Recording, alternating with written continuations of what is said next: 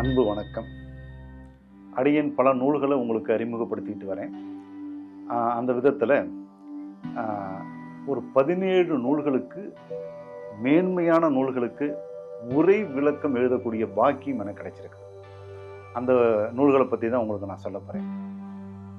குரு கீதை, பதஞ்சலி யோக சூத்திரம், சிவஞான யோகம், சிவப்பிரகாசம், திருவருட்பயன், வியாச சூத்திரம், அதாவது பிரம்மசூத்திரத்துக்கான விளக்க உரை, நாரத பக்தி சூத்திரம், இன்றைக்கும் தேவையா உபநிஷங்கள் அப்படிங்கக்கூடிய பேரில் 10 உபநிஷங்களுக்கான விளக்க உரை, முக்தியை நல்கும் 3000 முத்துக்கள், அதாவது திருமந்திரத்தில் இருக்கக்கூடிய 3000 பாடல்களுக்கான விளக்கம், 51 பதிகங்கள் திருவாசகத்தில் இருக்குது, அதற்கான ஆய்வு உரை ஆவுடையாரின் 51 பக்கங்கள் அப்படிங்கக்கூடிய தலைப்பில், முக்தியை நல்கும் திருவாசக பக்தி அப்படிங்கக்கூடிய தலைப்பு, திருமந்திர திருவாசக பரிபாசைகளும் ஆத்ம ஞானமும் முக்தியும், இது ஒரு தலைப்பு.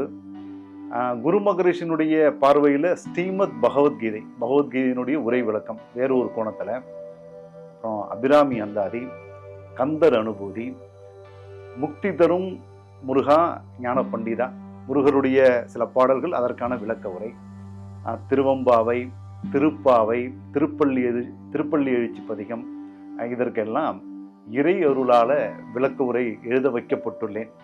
நான் இந்த நூல்களை தான் ஒவ்வொரு நூல்களாக உங்களுக்கு அந்த நூல்களில் என்ன இருக்குது, நம்ம என்ன கோணத்தில் இந்த நூலை எழுதியிருக்கோம் அப்படின்னு நான் அறிமுகப்படுத்த போகிறேன். குரு மகரிஷியினுடைய ஆசீர்வாதம்.